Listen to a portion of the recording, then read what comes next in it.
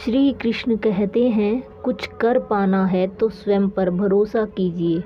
सहारे कितने भी सच्चे और अच्छे क्यों ना हो, साथ छोड़ ही जाते हैं। ये आज की हमारी कहानी है। पुराने समय में एक गरीब व्यक्ति अपने काम में बार बार असफल हो रहा था। इस बात से वह बहुत परेशान रहने लगा। अपनी गरीबी दूर करने के लिए लगातार कोशिश कर रहा था, लेकिन हर बार निराशा ही हाथ लगती थी। एक दिन असफलता और निराशा की वजह से वह हिम्मत हार गया और उसने प्रयास करना ही बंद कर दिए। उन दिनों उसके गांव में एक संत आए हुए थे। निराश व्यक्ति उस संत के पास मिलने पहुंचा। निराश व्यक्ति ने संत को अपनी सारी परेशानियां बता दी। संत ने उससे कहा कि असफलता से इस तरह निराश नहीं होना चाहिए, प्रयास करना बंद मत करो। संत की बातें सुनकर उस व्यक्ति ने कहा कि मैं तो हार चुका हूँ।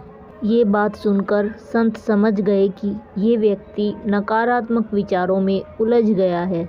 संत ने उससे कहा कि मैं तुम्हें एक बच्चे की कहानी सुनाता हूँ, इस कहानी से निराशा दूर हो जाएगी।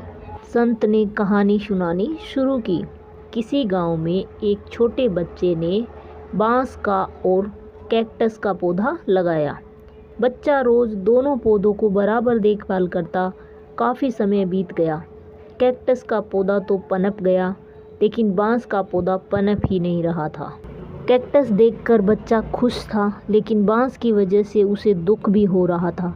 बच्चे ने हिम्मत नहीं हारी, वह दोनों की देखभाल करता रहा। इसी तरह कुछ महीने और बीत गए, लेकिन बांस का पौधा पनपा ही नहीं।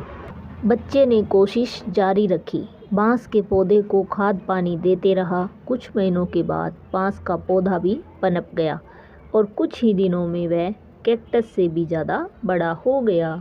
संत ने निराश व्यक्ति को समझाया कि दरअसल बांस का पौधा पहले अपनी जड़ें मजबूत कर रहा था, इसलिए उसे पनपने में थोड़ा समय लगा। हमारे जीवन में जब भी संघर्ष आए तो हमें हमारी जड़ें मजबूत करनी चाहिए, निराश नहीं होना चाहिए। हमें अपने काम का लगातार अभ्यास करते रहना चाहिए। अभ्यास करते रहने से हम काम में पारंगत हो जाते हैं, हमारी जड़ें मजबूत हो जाती है। इसके बाद हम बड़े बड़े लक्ष्य हासिल कर सकते हैं।